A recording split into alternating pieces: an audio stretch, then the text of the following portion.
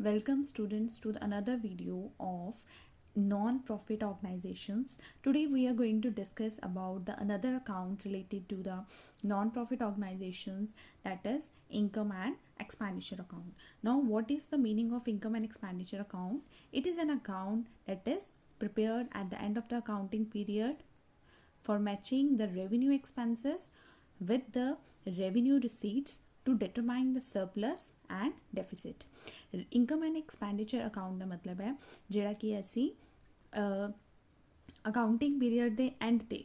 ਬਣਾਉਂਦੇ ਆ ਤਾਂ ਕਿ ਅਸੀਂ ਉਸ ਅਕਾਊਂਟਿੰਗ ਪੀਰੀਅਡ ਦੇ ਰੈਵਨਿਊ ਰਿਸੀਟਸ ਨੂੰ ਰੈਵਨਿਊ ਐਕਸਪੈਂਸਸ ਨੂੰ ਰੈਵਨਿਊ ਰਿਸੀਟਸ ਦੇ ਨਾਲ ਜਿਹੜਾ ਵਾ ਮੈਚ ਕਰ ਸਕੀਏ ਕਿੰਨੀਆਂ ਉਸ ਟਾਈਮ ਦੇ ਡਿਊਰਿੰਗ ਸਾਨੂੰ ਰੈਵਨਿਊ ਰਿਸੀਟਸ ਹੋਈਆਂ ਵਾ ਠੀਕ ਹੈ ਤੇ ਕਿੰਨੀਆਂ ਸਾਨੂੰ ਐਕਸਪੈਂਡੀਚਰ ਜਿਹੜਾ ਕਰਨਾ ਪਿਆ ਵਾ ਤਾਂ ਕਿ ਸਾਨੂੰ ਐਂਡ 'ਤੇ ਇਹ ਪਤਾ ਲੱਗ ਸਕੇ ਤੇ ਸਾਡੀ ਜਿਹੜੀ ਨਾਨ ਪ੍ਰੋਫਿਟ ਆਰਗੇਨਾਈਜੇਸ਼ਨ ਆ ਉਹਦਾ ਕਿੰਨਾ ਸਰਪਲਸ ਰਿਹਾ ਤੇ ਕਿੰਨਾ ਡੈਫਿਸਿਟ ਰਿਹਾ ਮਤਲਬ ਅਗਰ ਐਕਸਪੈਂਸਿਸ ਜਿਹੜੇ ਆ ਉਹ ਜ਼ਿਆਦਾ ਐਕਸਪੈਂਸਿਸ ਜ਼ਿਆਦਾ ਨੇ ਤੇ ਇਨਕਮਸ ਘੱਟ ਨੇ ਫਿਰ ਅਸੀਂ ਕਹਾਂਗੇ ਕਿ ਉਹ ਕੀ ਹੈ ਡੈਫਿਸਿਟ ਹੈ ਤੇ ਅਗਰ ਰੈਵਨਿਊ ਜ਼ਿਆਦਾ ਰਿਹਾ ਤੇ ਇਨਕਮ ਰੈਵਨਿਊ ਜ਼ਿਆਦਾ ਰਿਹਾ ਤੇ ਐਕਸਪੈਂਸਿਸ ਘੱਟ ਰਹੇ ਤੇ ਫਿਰ ਅਸੀਂ ਕਹਾਂਗੇ ਕਿ ਉਹ ਸਰਪਲਸ ਹੈ ਕਲੀਅਰ ਸੋ ਨੈਕਸਟ ਅਸੀਂ ਡਿਸਕਸ ਕਰਦੇ ਹਾਂ ਕਿ features of income and expenditure account ਠੀਕ ਹੈ ਕੀ ਮੇਨ ਫੀਚਰਸ ਨੇ ਫਸਟ ਹੈ ਇਟਸ ਅ ਨੋਮੀਨਲ ਅਕਾਊਂਟ ਵਿੱਚ ਅਸੀਂ ਆਲਰੇਡੀ ਡਿਸਕਸ ਕੀਤਾ ਹੈ revenue income and expenditure account ਨੂੰ ਡਿਸਕਸ ਕਰਨ ਤੋਂ ਪਹਿਲਾਂ ਪਿਛਲੀ ਵੀਡੀਓ ਵਿੱਚ receipts and payment account receipts and payment account ਦਾ ਨੇਚਰ ਜਿਹੜਾ ਸੀ ਉਹ ਹੈਗਾ ਸੀ ਰੀਅਲ ਅਕਾਊਂਟ ਦਾ ਨੇਚਰ ਤੇ ਉਸ ਅਕੋਰਡਿੰਗ ਉੱਤੇ ਰੀਅਲ ਅਕਾਊਂਟ ਦਾ ਜਿਹੜਾ ਸੀ ਉਹ ਰੂਲ ਅਪਲਾਈ ਹੁੰਦਾ ਸੀ ਰੀਅਲ ਅਕਾਊਂਟ ਦਾ ਰੂਲ ਕਹਿੰਦਾ ਸੀ debit what comes in and credit what goes out ਹੁਣ ਇਹ ਜਿਹੜਾ ਇਨਕਮ ਐਂਡ ਐਕਸਪੈਂਡੀਚਰ ਅਕਾਊਂਟ ਹੈ it is of nominal in nature it means nominal account ਦਾ ਜਿਹੜਾ ਰੂਲ ਹੋਏਗਾ ਉਹ ਇਹ 'ਤੇ ਅਪਲਾਈ ਹੋਏਗਾ ਨੋਮੀਨਲ ਅਕਾਊਂਟ ਦਾ ਰੂਲ ਸਾਨੂੰ ਕੀ ਕਹਿੰਦਾ ਹੈ debit the expenses and credit the incomes clear so income and expenditure account the nature ਕੀ ਹੈ nominal account ਹੈ ਠੀਕ ਹੈ nominal account ਹੈ next ਹੈ it records items of revenue nature only receipt and payment account ਵਿੱਚ ਕੀ ਆ ਅਸੀਂ ਸਾਰੇ ਤਰ੍ਹਾਂ ਦੀਆਂ ਆਈਟਮਸ ਜਿਹੜੀਆਂ ਨੇਚਰ ਭਾਵੇਂ ਉਹਨਾਂ ਦਾ ਕੈਪੀਟਲ ਹੋਵੇ ਭਾਵੇਂ ਉਹਨਾਂ ਦਾ ਰੈਵਨਿਊ ਨੇਚਰ ਹੋਵੇ ਅਸੀਂ ਸਾਰੀ ਤਰ੍ਹਾਂ ਦੀਆਂ ਆਈਟਮਸ ਨੂੰ ਰਿਕਾਰਡ ਕਰਦੇ ਸੀ but income and expenditure account ਵਿੱਚ ਅਸੀਂ ਸਿਰਫ ਉਹਨਾਂ ਆਈਟਮਸ ਨੂੰ ਰਿਕਾਰਡ ਕਰਦੇ ਹਾਂ ਜਿਨ੍ਹਾਂ ਦਾ ਨੇਚਰ ਕੀ ਆ ਰੈਵਨਿਊ ਨੇਚਰ ਆ third point it records all the losses and expenses on its debit side and all incomes and gain on credit side so ਇਸ ਅਕਾਊਂਟ ਵਿੱਚ ਕੀ ਆ losses and expenses ਨੂੰ ਲਾਈਕ ਨੋਮੀਨਲ ਅਕਾਊਂਟ ਵਿੱਚ ਸਾਨੂੰ ਪਤਾ ਹੈ nominal account ਦਾ ਸਾਨੂੰ rule ਹੀ ਜਿਹੜਾ ਦੱਸਦਾ ਹੈ ਕਿ ਡੈਬਿਟ ਅਸੀਂ ਕਰਨਾ expenses and losses and incomes and gains are to be credited so ਇਸ ਅਕਾਊਂਟ ਵਿੱਚ ਸਿਮਿਲਰ ਉਸੇ ਤਰੀਕੇ ਨਾਲ ਹੋਏਗਾ ਨੈਕਸਟ ਹੈ it does not record the items of the expenditure and income which do not relate to the current period so ਇਸ account ਵਿੱਚ ਕੀ ਹੈ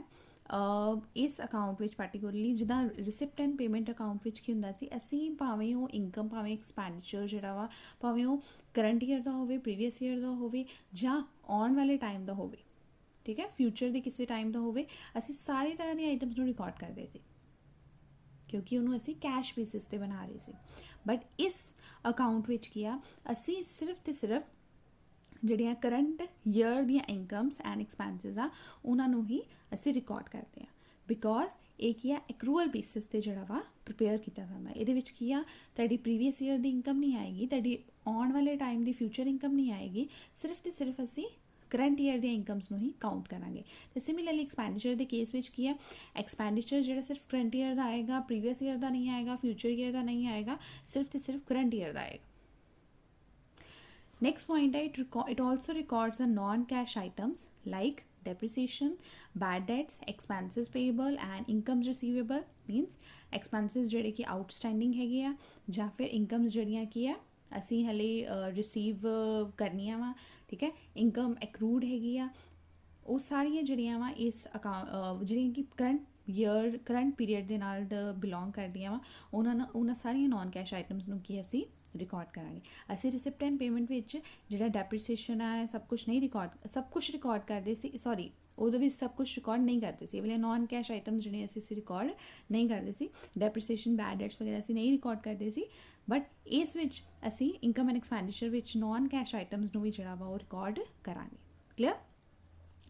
ਨੈਕਸਟ ਲਾਸਟ ਹੈ, if the credit side is bigger than, ਜਿੱਦਾਂ ਕਿ ਮੈਂ ਤੁਹਾਨੂੰ already ਪਹਿਲਾਂ ਹੀ discuss ਕੀਤਾ ਵਾ ਕਿ ਜਦੋਂ ਅਸੀਂ ਇਨਕਮ ਐਂਡ ਐਕਸਪੈਂਡੀਚਰ ਬਣਾ ਲਾਂਗੇ, ਠੀਕ ਹੈ, ਐਕਚੁਅਲ ਵਿੱਚ ਇਨਕਮ ਐਂਡ ਐਕਸਪੈਂਡੀਚਰ ਇੱਕ ਸਟੇਟਮੈਂਟ ਆ about the expenses and the revenues. ਅਤੇ ਓਬਵੀਅਸ ਹੈ ਜਦੋਂ ਰੈਵਨਿਊਜ਼ ਜਿਹੜੇ ਜ਼ਿਆਦਾ ਹੁੰਦੇ ਆ ਅਤੇ ਐਕਸਪੈਂਡੀਚਰ ਜਿਹੜਾ ਸਾਡਾ ਘੱਟ ਹੁੰਦਾ ਹੈ। Revenues when revenues are more than the expenses, then the balance is called the surplus, and when the expenses are more than the revenues, then the balance is called the deficit. So ਇਹਦੇ ਵਿੱਚ ਵੀ ਇਹੀ ਲਿਖਿਆ ਹੈ, if the credit side is bigger than the debit side, then the result is surplus, and also called excess of income over the expenditure. Similarly, if the expenditure side is bigger than the income, then the result is deficit, and also called the excess of expenditure over the incomes. Clear? Now let's discuss the specimen of income and expenditure. ਦੇਖੋ ਇੱਦਾਂ ਦਾ income and expenditure ਦਾ ਇੱਦਾਂ ਦਾ ਜਿਹੜਾ ਵਾ ਉਹ ਇੱਕ format ਹੋਏਗਾ ਜਿਹਦੇ ਵਿੱਚ ਡੈਬਿਟ ਸਾਈਡ 'ਤੇ ਜਿਹੜੀਆਂ ਅਸੀਂ ਐਕਸਪੈਂਡੀਚਰ ਰਿਕਾਰਡ ਕੀਤੇ ਆ ਅਤੇ ਕ੍ਰੈਡਿਟ ਸਾਈਡ 'ਤੇ ਇਨਕਮਸ ਰਿਕਾਰਡਸ ਕੀਤੀਆਂ ਵਾ। ਠੀਕ ਹੈ, ਇਹ ਨੋਮੀਨਲ ਅਕਾਊਂਟ ਹੈ। ਨੋਮੀਨਲ ਅਕਾਊਂਟ ਦਾ ਰੂਲ ਕਹਿੰਦਾ ਹੈ ਡੈਬਿਟ ਆਲ ਦਾ ਐਕਸਪੈਂਸਿਸ, ਕ੍ਰੈਡਿਟ ਆਲ ਦਾ ਇਨਕਮਸ। ਦੇਖੋ ਅਸੀਂ ਐਕਸਪੈਂਡੀਚਰਸ ਜਿਹੜੀਆਂ ਵਾ ਉਹ ਸਾਰੀਆਂ ਡੈਬਿਟ ਸਾਈਡ 'ਤੇ ਜਿਹੜਾ ਰਿਕਾਰਡ ਕੀਤੀਆਂ ਵਾ, salary, wages, rent, depreciation on assets, non-cash items, bank charges, audit fees, telephone charges, electricity, ਸਭ ਕੁਝ ਜਿਹੜਾ ਵਾ ਅਸੀਂ ਜਿਹੜੇ ਐਕਸਪੈਂਸਿਸ ਹੈਗੇ ਆ ਰੈਵਨਿਊ ਨੇਚਰ ਦੇ ਆ ਸਾਰੇ। ਕੋਈ ਵੀ ਜਿਹੜਾ ਐਕਸਪੈਂਡੀਚਰ ਹੈਗਾ ਵਾ, ਕੋਈ ਐਕਸਪੈਂਡੀਚਰ ਲਾਈਕ ਅਸੀਂ ਫਰਨੀਚਰ ਕੋਈ ਪਰਚੇਜ਼ ਕੀਤਾ ਅਤੇ ਅਸੀਂ ਇਹਨੂੰ ਉਹ ਫਰਨੀਚਰ ਪਰਚੇਜ਼ ਦੀ ਐਂਟਰੀ 'ਤੇ ਨਹੀਂ ਪਾਵਾਂਗੇ, because that is the Ki nature ਉਹਦਾ ਨੇਚਰ ਹੈਗਾ ਵਾ ਕੈਪੀਟਲ ਨੇਚਰ ਦੀ। ਅਸੀਂ ਪਹਿਲਾਂ ਹੀ ਫੀਚਰ ਵਿੱਚ ਪੜ੍ਹ ਚੁੱਕੇ ਹਾਂ ਕਿ ਜਿਹੜਾ ਇਨਕਮ ਐਂਡ ਐਕਸਪੈਂਡੀਚਰ ਹੈ ਉਹ ਸਿਰਫ ਅਤੇ ਸਿਰਫ ਰੈਵਨਿਊ ਨੇਚਰ ਦੀਆਂ ਆਈਟਮਸ ਨੂੰ ਜਿਹੜਾ ਵਾ ਉਹ ਰਿਕਾਰਡ ਕਰਦਾ ਵਾ। ਇਹਦੇ ਵਿੱਚ ਕੈਪੀਟਲ ਨੇਚਰ ਦੀਆਂ ਆਈਟਮਸ ਜਿਹੜੀਆਂ ਵਾ ਉਹ ਕਿਤੇ ਨਹੀਂ ਆਉਣਗੀਆਂ। ਸੋ ਰੈਵਨਿਊ ਨੇਚਰ ਦੀਆਂ ਜਿਹੜੀਆਂ ਐਕਸਪੈਂਡੀਚਰ ਹੋਣਗੀਆਂ ਉਹਨਾਂ ਨੂੰ ਅਸੀਂ ਡੈਬਿਟ ਸਾਈਡ 'ਤੇ ਰਿਕਾਰਡ ਕਰਾਂਗੇ। ਜਿਹੜੀਆਂ ਇਨਕਮਸ ਜਿਹੜੀਆਂ ਵਾ ਉਹ ਰੈਵਨਿਊ ਨੇਚਰ ਦੀਆਂ ਹੋਣਗੀਆਂ ਉਹਨਾਂ ਨੂੰ ਅਸੀਂ ਕ੍ਰੈਡਿਟ ਸਾਈਡ 'ਤੇ ਰਿਕਾਰਡ ਕਰਾਂਗੇ। ਅਗਰ ਡੈਬਿਟ ਸਾਈਡ 'ਤੇ ਬੈਲੈਂਸ ਆਉਂਦਾ ਵਾ ਅਤੇ ਉਹਨੂੰ ਅਸੀਂ ਕਰਾਂਗੇ to surplus, because credit side is greater than the debit side, so the balance is called the surplus. It means excess of income over the expenses, and when the balance when the remaining balance is when the debit side is more than the credit side, then the balance is called the deficit. It means excess of expenses over the income. Clear? So students ਇਹ ਅੱਜ ਅਸੀਂ discuss ਕੀਤਾ income and expenditure account. I hope ਇਹਦੇ ਵਿੱਚ ਸਾਨੂੰ ਕੋਈ ਵੀ problem ਨਹੀਂ ਹੋਏਗੀ। ਮੈਂ ਨੈਕਸਟ ਜਿਹੜੀ ਲੈ ਕੇ ਆਵਾਂਗੀ ਵੀਡੀਓ ਉਹਦੇ ਵਿੱਚ ਕੀ ਅਸੀਂ ਡਿਸਕਸ ਕਰਾਂਗੇ ਕਿ ਜਿਹੜੀਆਂ ਇਨਕਮ ਐਂਡ ਐਕਸਪੈਂਡੀਚਰ ਅਕਾਊਂਟ ਵਿੱਚ ਕੀ ਹੈ,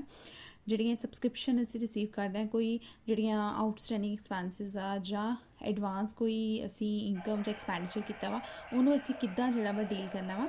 ਠੀਕ ਹੈ, ਉਸ ਟਾਈਮ ਤੱਕ ਜਿਹੜਾ ਵਾ ਤੁਸੀਂ ਇੱਕ ਵਾਰੀ ਇਹਨਾਂ ਨੂੰ ਗੋ ਥਰੂ ਹੋਵੋ। ਅਸੀਂ ਨੈਕਸਟ ਵੀਡੀਓ ਵਿੱਚ ਜਿਹੜਾ ਵਾ ਉਹ ਡਿਸਕਸ ਕਰਾਂਗੇ ਉਹਦੇ ਬਾਰੇ। ਆਊਟਸਟੈਂਡਿੰਗ ਐਕਸਪੈਂਸਿਸ ਹੋਏਗਾ, ਉਹਦੇ ਵਿੱਚ ਐਡਵਾਂਸ ਇਨਕਮ ਹੋਏਗੀ, ਐਡਵਾਂਸ ਐਕਸਪੈਂਡੀਚਰ ਹੋਏਗਾ, ਉਹਨੂੰ ਅਸੀਂ ਕਿੱਦਾਂ ਟਰੀਟ ਕਰਨਾ ਉਹ ਡਿਸਕਸ ਕਰਾਂਗੇ। ਓਕੇ ਬੱਚੇ, ਥੈਂਕ ਯੂ।